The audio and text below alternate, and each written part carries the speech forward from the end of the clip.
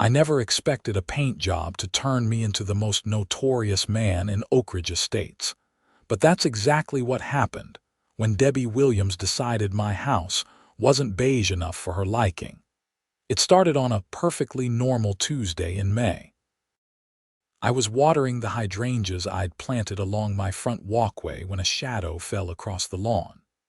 I looked up to see a woman I vaguely recognized from HOA meetings, standing on my property with a color swatch in one hand and a clipboard in the other. "Excuse me," she said, not sounding apologetic at all.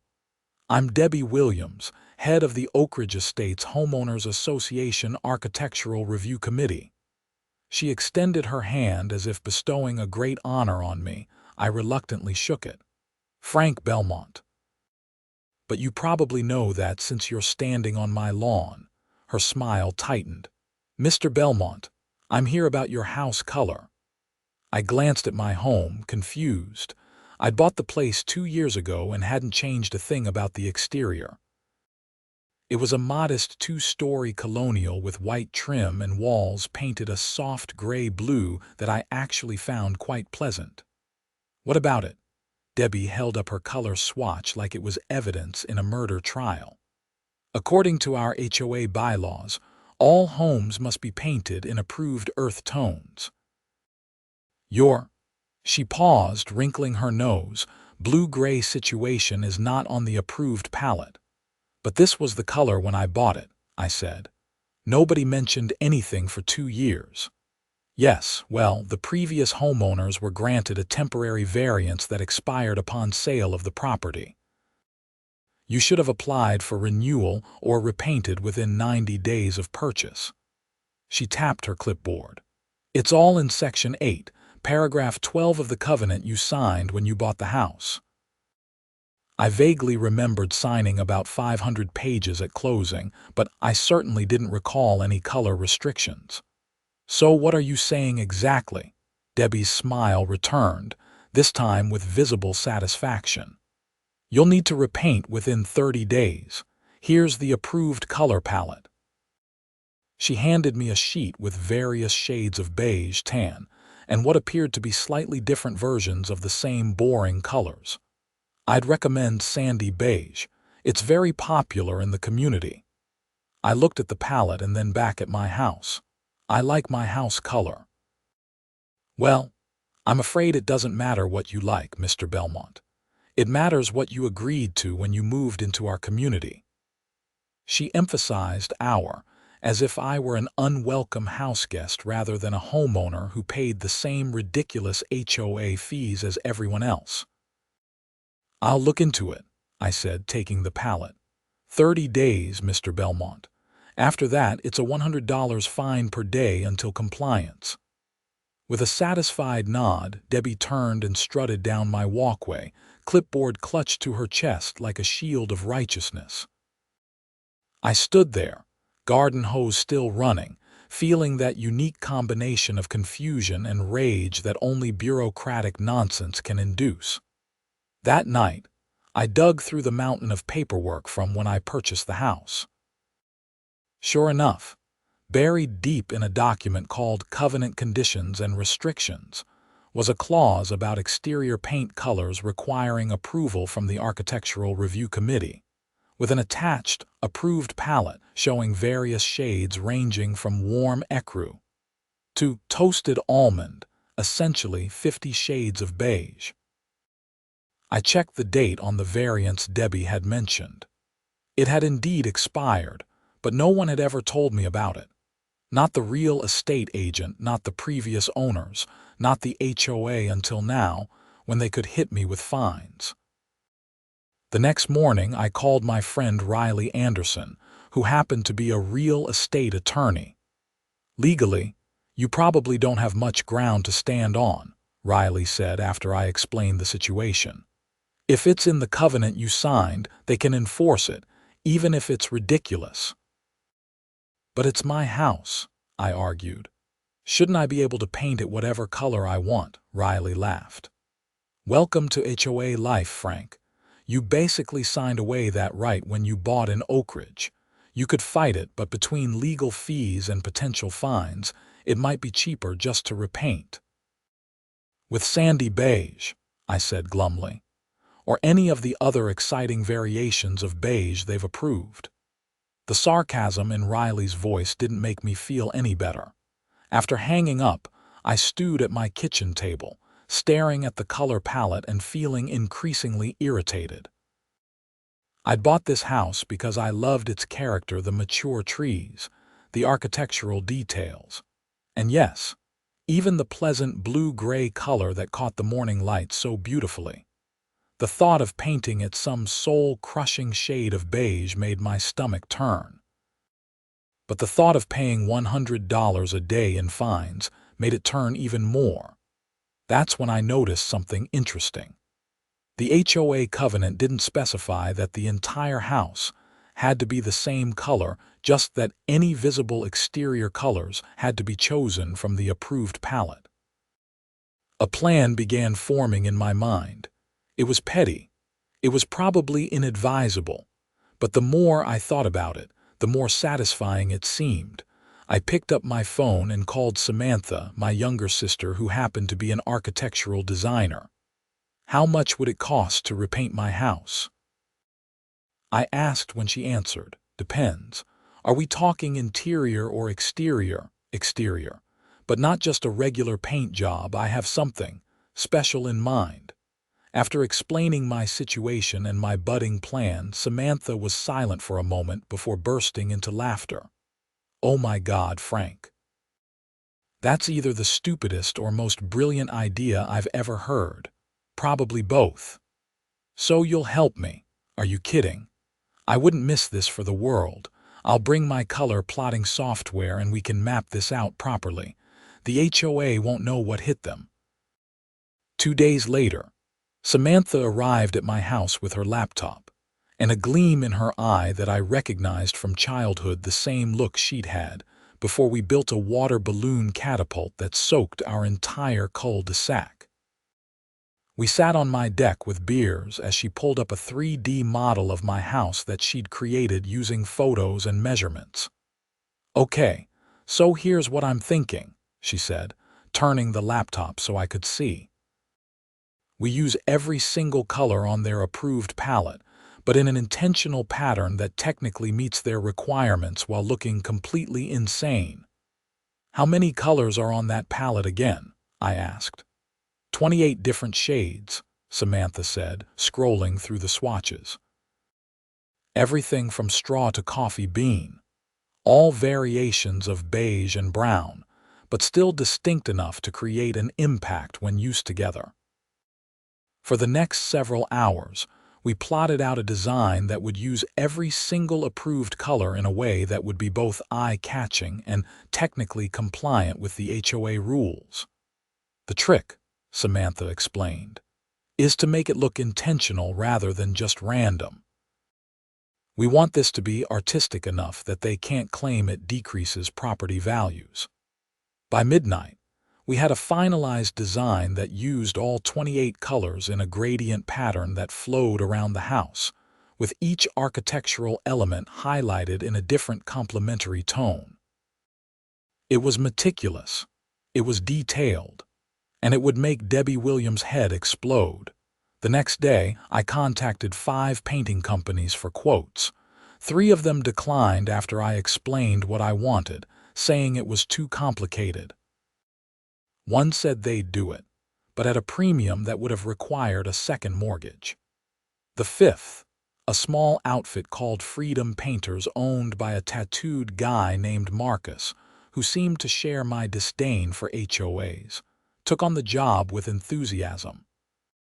Man, I've painted so many beige houses in HOA neighborhoods, I could scream, Marcus said as we finalized the contract. This is going to be the most fun project I've had in years. Just make sure everything's done exactly to spec, I warned. I need to be able to prove every color came from their approved palette. Marcus grinned. Don't worry. I'll document everything down to the paint can labels. They won't have a leg to stand on. The painting began the following Monday. I took the week off work, partly to supervise and partly because I didn't want to miss Debbie's reaction when she inevitably showed up. I didn't have to wait long. Marcus and his crew had barely finished prepping the house when a silver Mercedes screeched to a halt in front of my driveway. Debbie Williams emerged, sunglasses pushed up into her perfectly highlighted hair, face already flushed with indignation. "Mr. Belmont," she called as she marched up my walkway. "What exactly is going on here?" I smiled pleasantly, coffee mug in hand. "Good morning, Debbie. I'm complying with the HOA requirements to repaint my house using the approved color palette." Her eyes narrowed as she took in the paint cans arranged on tarps, each labeled with names from the approved list. "All of these colors? You can't be serious." "I'm completely serious," I replied, maintaining my calm demeanor. "The covenant states that exterior colors must be chosen from the approved palette. It doesn't specify that I have to choose just one." Debbie's mouth opened and closed several times before she found her voice. "This is obviously not what the covenant intends. You cannot paint your house in a patchwork of colors." "Actually, it's not a patchwork," Samantha interjected, coming outside with her laptop. "It's a carefully designed gradient using complementary tones from your approved palette.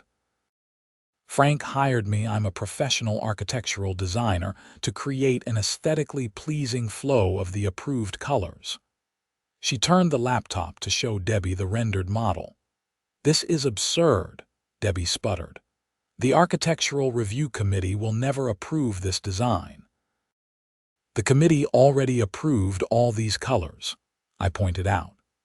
"And according to Section 8, Paragraph 12, which you were kind enough to point out to me, once colors from the approved palette are selected, additional approval for specific application isn't required."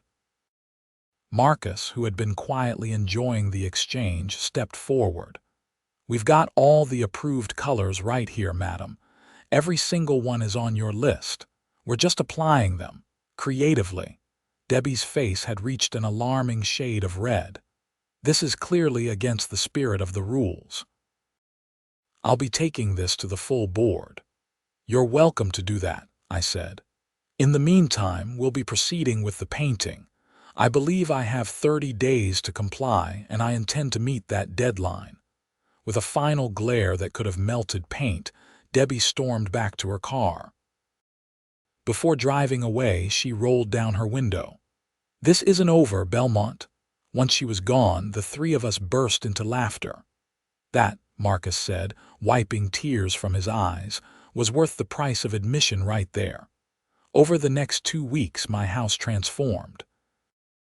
Marcus and his crew worked with surprising precision, following Samantha's design to the letter. The front of the house featured a sunrise pattern of colors transitioning from desert sand at the bottom to warm honey at the top. The sides showcased complex gradients that shifted through every shade on the palette, while architectural details like window frames and gutters were highlighted in complementary tones. The effect was striking. Not exactly what most people would choose for their home, but undeniably eye-catching and, in its own way, rather artistic. More importantly, it was a masterclass in malicious compliance, following every letter of the HOA rules while completely subverting their intent. The neighbors had mixed reactions. Some stopped by to express admiration for my courage, as Mrs. Patel from across the street diplomatically put it. Others watched from behind twitching curtains, clearly scandalized but too polite to say anything directly. A few, like my next-door neighbor Ted, found it hilarious. "I've wanted to tell the HOA to shove it for years," Ted confided one evening, bringing over a 6-pack as a housewarming gift for my newly painted home. "Never had the guts. You're my hero, man." Word spread beyond our neighborhood, and soon curious onlookers were driving by to see that crazy house for themselves. Someone posted pictures on social media, and a local news blog ran a story titled, "Homeowners Technicolor Dreamcoat. Man Uses HOA Rules Against Them." The comments section was divided between those who thought I was a champion of property rights and those who believed I was single-handedly destroying community standards. Through it all, the HOA board was suspiciously quiet. I kept expecting another visit from Debbie or an official letter, but none came. The silence was more unnerving than confrontation would have been. When the painting was finally completed, Marcus and I took photos of every angle, along with documentation showing that each color came directly from the approved palette. If the HOA wanted a fight, I was prepared. The following Saturday, I received an official-looking envelope in the mail. Inside was a notice of an emergency HOA board meeting scheduled for Wednesday evening, with a single agenda item: discussion of architectural standards compliance at 723 Oak Ridge Lane, my address. I called Riley immediately. "So they're finally making their move," she said after I read her the notice. "Do you want me to come with you? Not as your lawyer necessarily, but as moral support. Would you mind? I have a feeling this is going to get ugly." "Not at all. I've been following your little paint rebellion on social media like everyone else. Wouldn't miss the showdown for anything." Wednesday arrived, and Riley met me at my house an hour before the meeting. "Nice job," she said, examining the paint job up close for the first time. "It's actually kind of beautiful in a bizarre way." "That was Samantha's genius," I explained. "She made sure it looked intentional and artistic, not just random and tacky. Smart. Makes it harder for them to claim it's decreasing property values." We walked together to the community center where HOA meetings were held. As we approached, I was surprised by the number of cars in the parking lot. "Is it usually this busy?" Riley asked. I shook my head. "Not even close. Normal meetings get maybe 8 people, and that's counting the board members." The meeting room was packed when we entered. I recognized most of my neighbors, but there were also unfamiliar faces, people from other parts of the subdivision, I guessed, or maybe even curiosity seekers drawn by social media. At the front, a long table had been set up where the 7 HOA board members sat, with Debbie Williams in the center, shuffling papers with sharp, angry movements. We found seats near the back just as the HOA president, a retired accountant named Harold Foster, called the meeting to order. "We have a single agenda item tonight," Harold announced, adjusting his glasses. "The matter of the house at 723 Oak Ridge Lane and its unusual paint scheme. Before we begin, I want to remind everyone that this is an official meeting and we expect civil discourse." He glanced pointedly at the audience, many of whom were already whispering among themselves. "First, we'll hear from Debbie Williams, chair of the Architectural Review Committee, who will explain the situation." Debbie stood, smoothing her blazer with an air of officiousness that seemed better suited to a congressional hearing than an HOA meeting. "As most of you know by now, Mr. Frank Belmont at 723 Oak Ridge has painted his house in a manner that, while technically using approved colors, makes a mockery of our community standards." She clicked a button, and a photo of my house appeared on a screen behind her. There were audible gasps and a few snickers from the audience. "While each individual color comes from our approved palette," Debbie continued, "the combined effect is garish and inconsistent with the aesthetic harmony we strive to maintain in Oak Ridge Estates. It's a clear violation of the spirit of our covenants." "Excuse me," a voice called out from the audience. I turned to see Mrs. Patel standing. "But where in the covenants does it specify how many colors a homeowner can use?" "My husband is on the board at his brother's HOA in Phoenix, and they specify a maximum of 3 colors per home. Do we have such a rule? Debbie's smile tightened. Not specifically, but so there's no actual rule against using multiple colors, as long as they're all from the approved list, Mrs. Patel pressed. Well, no, but common sense, another voice interrupted. I'd like to point out that the Johnson's house has different colors for the body, trim, and accents. That's 3 colors right there. Are we saying 4 is too many? Where's the line? Murmurs spread through the room as Debbie's face reddened. Harold quickly intervened. Let's maintain order, please. Mr. Belmont is here tonight. Perhaps we should hear from him directly. All eyes turned to me. I stood slowly, suddenly aware of how many people were watching. Thank you, Mr. Foster. First, I want to clarify that I repainted my house specifically to comply with the HOA regulations after being informed that my original color wasn't approved. I selected colors exclusively from the approved palette. I held up a copy of the palette. The covenant states that exterior colors must be chosen from this list, but doesn't limit the number of colors or dictate how they must be applied. But surely, you understand that painting your house in 28 different colors is not what the rule intends, Debbie interjected. Riley stood beside me. Intention isn't relevant in contract law, she said. I'm Riley Anderson, a real estate attorney. While I'm not representing Mr. Belmont officially tonight, I can tell you that HOA covenants, like any contract, are interpreted by what they actually say, not by what someone later claims they meant to say. Are you threatening legal action? Harold asked, looking concerned. Not at all, I said quickly. I'm simply pointing out that I've followed the rules as written.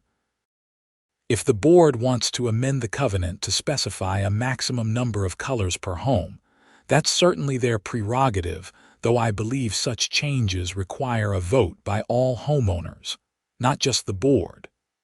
This prompted another round of murmurs. I could see from the faces around me that opinion was divided. Some neighbors clearly thought my paint job was an abomination. Others seemed amused or even supportive. Ted stood up next. I live next door to Frank, and honestly, I like what he's done. It's different, sure, but it's well executed and actually kind of artistic. Property values on our street haven't dropped, in fact. We've had more interest in the neighborhood since this whole thing started. People are driving by to see the colorful house. It's an eyesore. Someone called from the back. That's subjective, another voice countered. My kids think it's the coolest house in the neighborhood. The meeting was rapidly descending into chaos.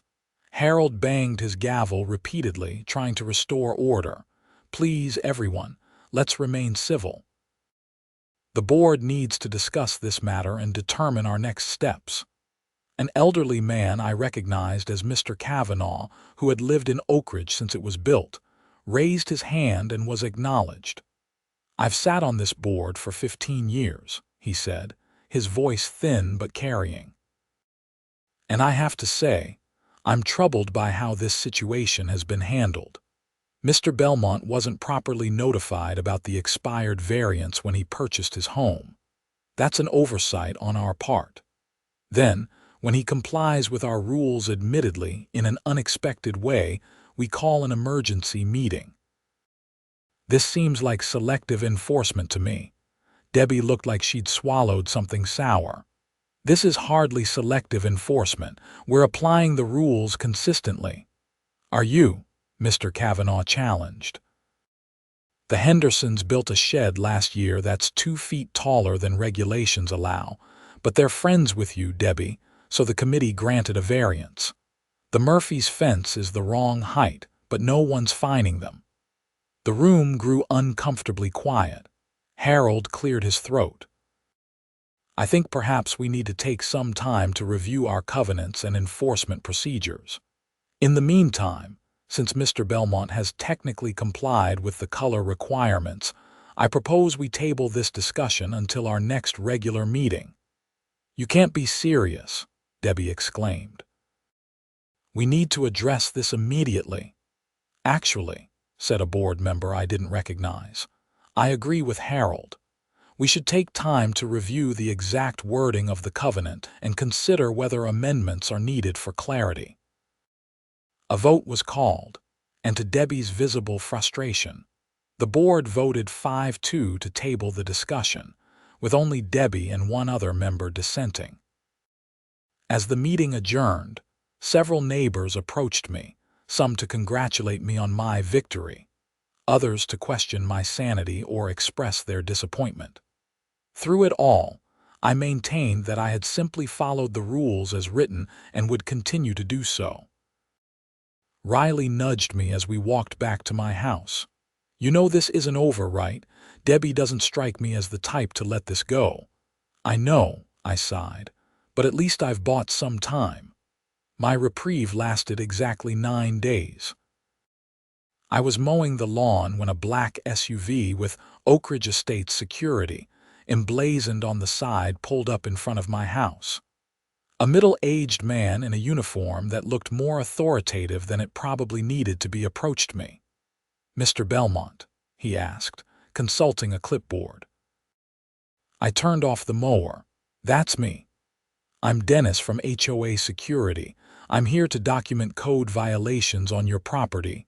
"Code violations? What violations?" Dennis looked uncomfortable. "I'm just doing my job, sir. I've been asked to photograph and document." He checked his clipboard again. "Excessive ornamental displays, improper lawn maintenance, and unauthorized landscaping modifications." I looked around my perfectly mowed lawn, neat flower beds, and complete absence of lawn ornaments. "That's absurd. There are no violations here." "Well, according to Miss Williams, your hydrangeas exceed the permitted height for front yard plantings by approximately 3 inches. "You're kidding." "And your mailbox post needs painting," he added, not meeting my eyes. I stared at him incredulously. "My mailbox is the standard HOA-approved model that I purchased from the recommended vendor last year." Dennis shrugged. "I don't make the rules, sir. I'm just here to document the violations. You'll receive official notice within 3 business days." As promised, 3 days later, I received a certified letter listing 7 alleged violations, each carrying its own fine. The hydrangeas were too tall. My grass, despite having just been mowed, was supposedly a 1/4 inch above regulation height. The mailbox post needed painting. A barely visible crack in my driveway required immediate repair. My house numbers weren't the correct font. My garbage cans, which I kept in my garage except on collection day, had allegedly been visible from the street. And most absurdly, the letter claimed I had an unauthorized bird feeder, which I didn't own and had never owned. The total fines came to $700, with additional daily penalties if the violations weren't corrected within 2 weeks. I was furious. This was clearly retaliation for the paint job, and I wasn't going to stand for it. I called Riley. "They're playing dirty," she said after I explained the situation. "But this actually helps your case. Clear harassment and selective enforcement are both grounds for legal challenge." "So what do I do?" "Document everything. Take photos of your property showing that these violations don't exist. Get timestamps. And start researching other homes in the neighborhood. I guarantee you'll find the same violations that aren't being cited." For the next week, I became an amateur detective. I photographed my property from every angle, showing that most of the alleged violations were completely fabricated. I walked the neighborhood with my phone camera, discreetly documenting identical violations at other homes including. I was delighted to discover, at Debbie Williams' own residence, where her ornamental rose bushes exceeded the height restriction by at least 6 inches, and her house numbers were definitely not in the approved font. I also went through past HOA newsletters and minutes, building a case that these rules had never been enforced with such scrutiny before. The more I dug, the more obvious it became that this was a targeted campaign against me. Meanwhile, Debbie escalated her tactics. 2 more violation notices arrived, each more ridiculous than the last. According to these notices, my porch light was too bright. The wreath on my front door, a plain grapevine circle, was an unauthorized decoration, and most absurdly the color of my welcome mat didn't complement my house. That last one actually made me laugh out loud, given the current state of my house's color scheme. The final straw came when I returned home from work to find a tow truck preparing to haul away my car from my own driveway. I ran over immediately. "What are you doing? This is my car in my driveway." The driver looked confused. "I got a call from Oakridge HOA security saying this vehicle was in violation of parking regulations and needed to be removed." "It's my car on my property," I shouted, probably louder than necessary. The driver shrugged and showed me his work order, which claimed my vehicle was parked in a manner that obstructed community sightlines. It was signed by Debbie Williams. After convincing the tow truck driver to leave, I went straight to my computer and composed 2 emails. The first went to the entire HOA board, detailing the harassment campaign and providing evidence that the violations were either fabricated or selectively enforced. The second went to Riley, asking her to move from friendly advice to official legal representation. The next morning, Riley filed a cease and desist letter against the HOA, citing harassment, selective enforcement, and abuse of power. She copied all board members, not just Debbie. Within hours, Harold Foster called me. "Frank, I've just received some concerning documentation from your attorney," he said, sounding genuinely troubled. "I want to assure you that the actions taken by Miss Williams were not authorized by the full board. We've called an emergency meeting for tomorrow evening to address this situation." "I appreciate that, Harold, but this has gone beyond a simple disagreement. I was almost towed from my own driveway yesterday." "I understand and I apologize. That should never have happened. Please attend the meeting tomorrow." I think you'll find that most board members want to resolve this reasonably. The emergency meeting was even more crowded than the previous one. Word had spread about the escalating conflict, and it seemed every homeowner in Oakridge wanted to witness the showdown. This time, Riley accompanied me in her official capacity as my attorney. Harold called the meeting to order promptly at 7 p.m. "We're here to address serious allegations of harassment and selective enforcement against a homeowner in our community. This behavior is unacceptable and goes against everything our HOA should stand for." Debbie immediately tried to interject, but Harold cut her off. "Miss Williams, you'll have your turn to speak. But first, I need to inform everyone that the board has been reviewing the recent actions taken against Mr. Belmont and has found disturbing evidence of what appears to be a personal vendetta rather than proper rule enforcement." A murmur went through the crowd. Debbie's face flushed deep red. "The board has reviewed the supposed violations and found that most don't exist or are commonplace throughout the neighborhood.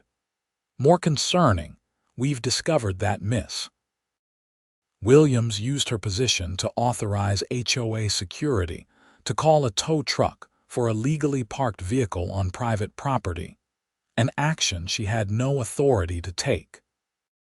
I watched as the other board members distanced themselves from Debbie with their body language, several shaking their heads in disapproval.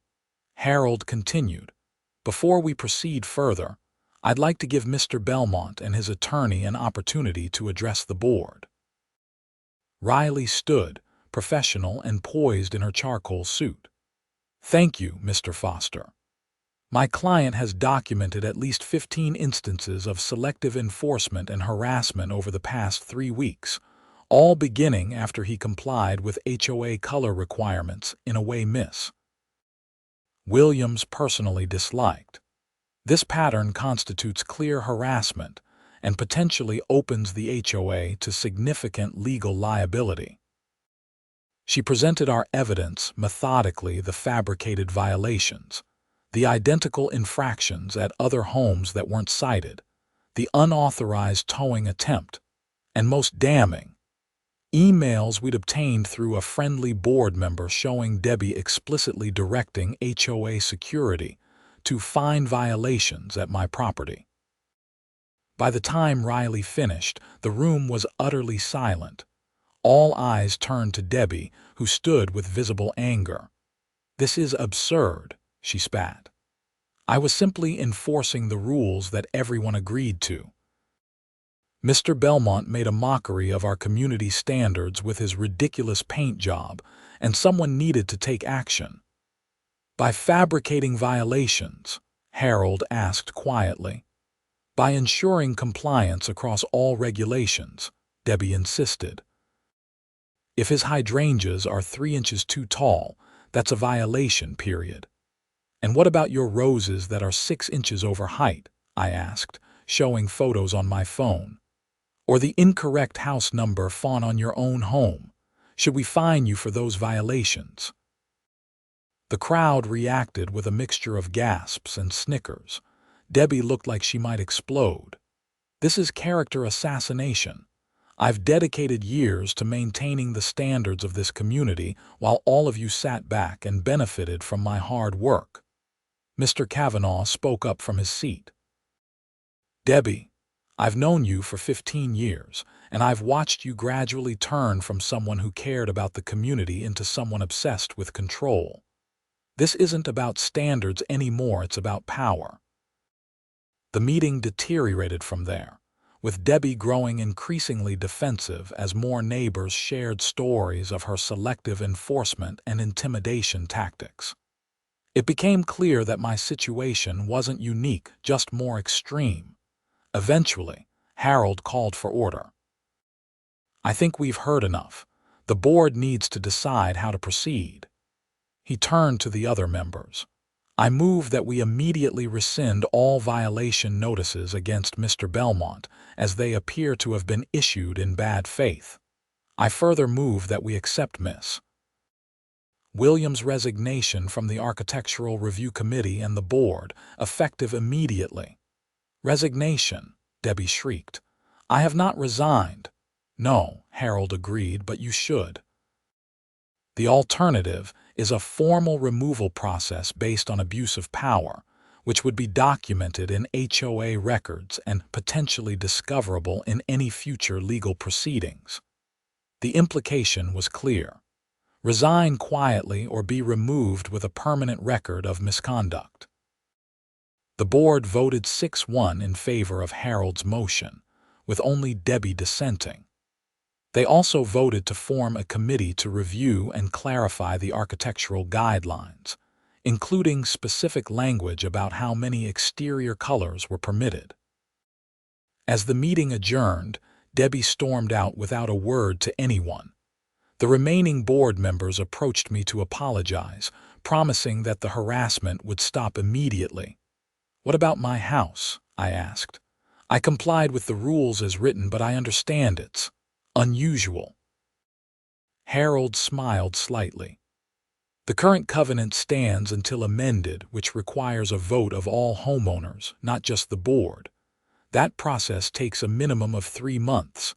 In the meantime, your house is in compliance, however unconventional." Riley and I walked back to my Technicolor house in the gathering dusk, both feeling somewhat vindicated but exhausted from the conflict.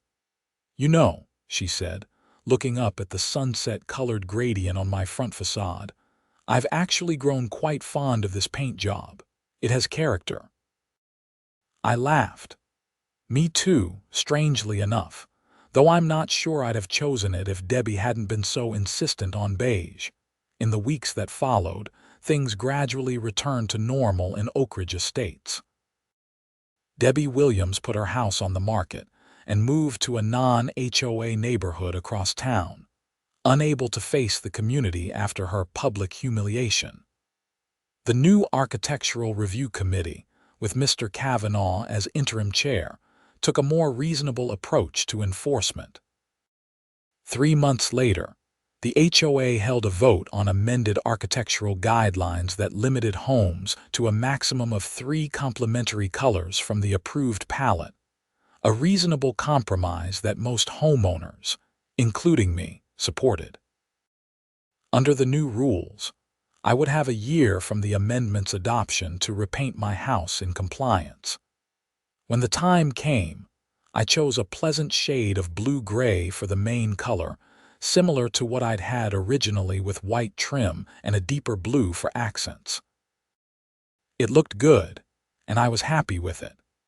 But for those 3 glorious months, my house stood as a monument to malicious compliance, a rainbow beacon visible from 3 blocks away, a reminder that rules should be reasonable and fairly enforced.